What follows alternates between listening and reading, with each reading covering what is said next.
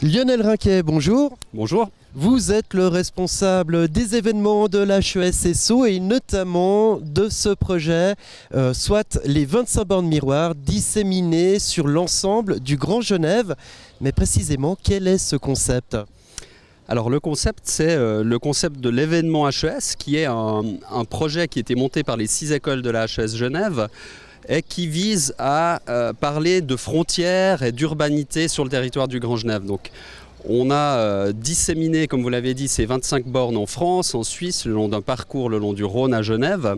Et chacune de ces bornes nous raconte une histoire en lien avec un thème, que ce soit des thèmes sociaux, économiques, culturels, qu'on retrouve sur les bornes, où il y a des interventions artistiques de nos étudiants, il y a de la musique, il y a des films. C'est en fait un moyen de rendre visible la HES Genève qui fête cette année ses 18 ans. Alors justement, j'allais le dire, un thème par borne. À Nyon, c'est proximité et urbanité, si je m'abuse. Pourquoi ces mots pour coller finalement au district de Nyon ? Alors là, je suis un peu emprunté pour vous répondre. Pourquoi ? Parce que les thèmes ont été choisis par les villes, par les communes ou par les partenaires. Donc on a fourni une liste de 25 thèmes possibles. Nyon a choisi celui-ci. Si vous voulez en savoir plus, il faudra le demander à la commune. Mais c'était des thèmes qui chaque fois résonnaient par rapport soit à la condition urbaine, soit à la question des limites et de tout ce qui peut tourner autour, que ce soit des limites sociales, des limites physiques, des limites politiques. Et évidemment que Nyon fait partie du Grand Genève, que les Nyonnais le sachent ou pas. Et donc ce thème était choisi par la commune. Alors justement, c'est pas non plus si innocent que ça, parce que finalement, le Grand Genève, vous, la HES-SO, c'est une institution genevoise. Vous dépassez vos frontières, vous êtes en France, vous êtes à Nyon. Pourquoi, on a envie de dire ?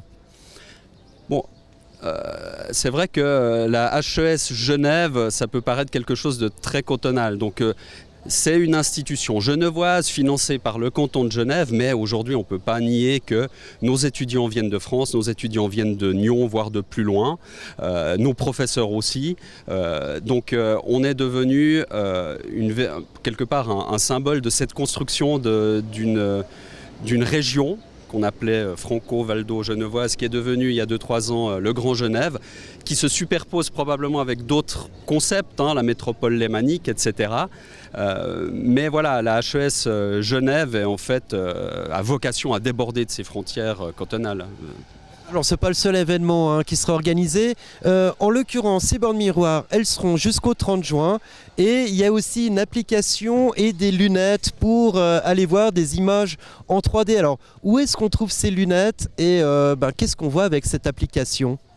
Oui, alors voilà, ces lunettes, on les trouve dans les différentes écoles de la HES Genève, on les trouve aussi dans des endroits comme l'Office du tourisme, enfin elles ont été distribuées. C'est relativement facile de s'en procurer sur Internet, etc. Et à l'école à l'école du paysage, d'ingénierie et d'architecture, nous avons développé une application avec pour chaque borne une photo 360 degrés et insérer dans cette photo 360 une image, une incrustation en réalité virtuelle sur de nouveau le thème de la ville et de ses limites.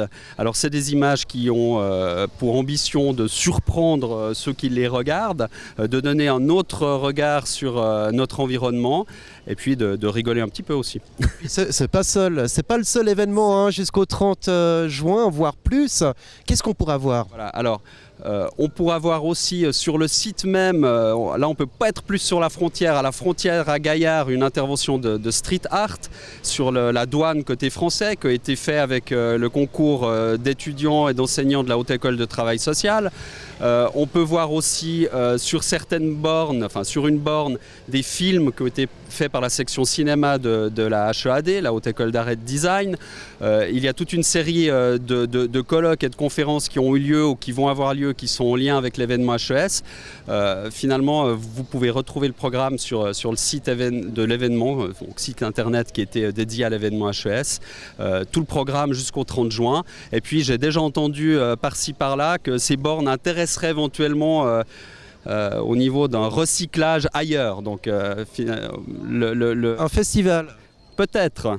sait-on jamais. Oui, on parle de festival hein, parce que la HESSO, faut le rappeler, vous avez été de nombreuses années à l'AS pour animer. Alors est-ce qu'il y a une surprise pour cette année? Alors pour cette année, je peux encore rien dévoiler. Je ne pense pas que les bornes seront au programme, ça fait un peu court, mais peut-être, qui sait, une année suivante. En tout cas, ce qui est sûr, c'est que les personnes qui s'occupent de la présence de la HESSO sur le site du Paléo sont les mêmes que celles qui ont conçu les bornes. Donc de là, en tirer des conclusions. Allez savoir. On en reparlera donc très certainement sur la plaine de l'As de la HESSO.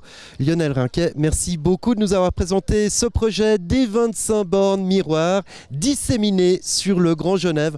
On en fait partie. D'ailleurs, le programme, vous pouvez le retrouver bien sûr sur le site internet de la HESSO, mais aussi dans un cahier spécial de la Tribune de Genève. Merci beaucoup de nous avoir donné cet entretien. Merci à vous.